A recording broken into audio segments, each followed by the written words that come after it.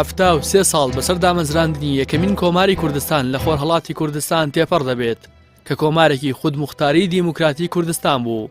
لە حەڤدەی کۆتا مانگی 1945 لە مەهاباد ئاڵای کوردستان هەڵکرا. لە 22 یەکەم مانگی 1946 بەڕەسمی پێشەوای شەهید قازی محەممەد لە مەیدانی چوارچرا لە شاری مەهاباد پێکهێنانی کۆماری کوردستانی ڕاگەیاند.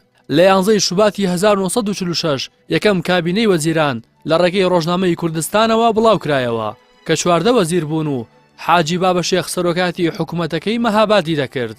لە ئامانجا سەرکیەکانی کۆماری کوردستان زمانی کوردی دەبێت بە زمانی ڕسمی خوێندن و ئیدارە و ڕاگەیاندن. هەروەها ئەنجومەنی پارێزگای کوردستان بە هەڵبژاردن و لە ڕێگەی خەڵکی ناوچەکەوە دیاری بکرێن و نەک لەلایەن حکوومەتی ناوەندی تارانەوە ئەندامەکانی دابنرێت. کۆماری کوردستان لە مەهاباد لە ئامانجەکانی دادای نابوو کە بەرپرسەکان لە خەڵکی ناوچەکانی خۆیان هەڵبژێردرێن و چی دیکە لە شار و ڕەگەز و زمانە جیاوازەکانی دیکەی وڵاتەوە بەرپرسان یەکە کارگێڕەکان بەسەر هاوڵاتیاندا نەسەپێنرێن. ڕاگەاندنی یەکێتی و برایەتی لەگەڵ خەڵکی ئازەربایجان و ڕێخستنی یەکسانی نێوان کرێکار و بەرپرسان بە یاسا دوو لە گرنگترین ئامانجەکانی کۆماری کوردستان بوون. لە حکومڕانی یان زەمانگی خۆیدا کۆماری کوردستان کە سنووری دەسەڵاتەکەی 50 کیلۆمەتر بوو شاری مەهاباد کرایە پایتەختی کۆمارەکە و سوپای کوردستان بە یاسایی و نیزامی ڕێکخرا.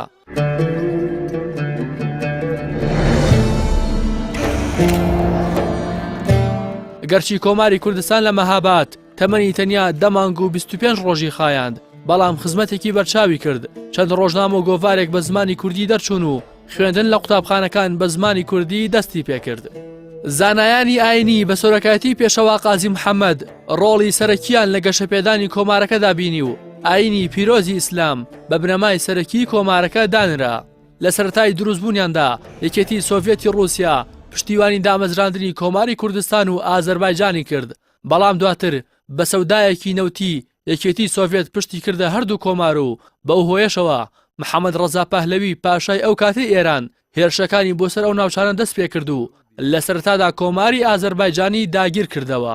کاتێکی سوپای ئێران گەیشتە کۆماری کوردستان لە پێناو پاراستنی گیانی هاوڵاتیان و نەڕژانی خوێنی دانیشتوانی کوردستان قازی محەممەد بڕیاریدا شاری مەهاباد جێنەهێڵێت و خۆی ڕادستی سوپای شاهنشاهی ئێران بکات. قازی محەممەد بەکاربەدەستان و خزم و دۆستانی ڕاگەیاند ئەگەر بێت و هەڵبێت ئێران شاری مەهاباد خەڵتانی خوێن دەکات، بەڵام بە شەهیدکردنی ئەو واز لە خەڵک دەهێنێت. دوای دەستگیرکردنیان لە پاش دادگایەکی ڕواڵەتیانی ستەمکارانی سوپایی سزای لە سێدارەدان بەسەر پێشەوا قازی محەممەد و سەیفی قازی و سەدری قازی سەپێنرا. سەرنجام لە دوای 329 ڕۆژ کۆماری کوردستان جوانەمەرگ کرا و ڕۆژی سوێکی ئازاری 1947 لە مەیدانی چوارچرا پێشەوا و براکەی و ئامۆزاکەی لە سێدارە دران و کۆتایی بە یەکەمین کۆماری کوردی هاتوو. لەو دەمەوە تا ئێستاش دەیان نمونەی هاوشێوی بەکارهێنانی کورد لەلایەن زلهێزان و دواتر پشت بەردانیان تۆمار کراوە. بەو هۆیەشەوە لە پاڵ ناکۆکی و ناتەبایی ناوخۆیی نەبوونی پشتیوانێکی سەرڕاستانی نێودەوڵەتی و زلهێزان کوردی لە بەدیهێنانی خەونی بەدەوڵەت بوون بێبەش کردووە.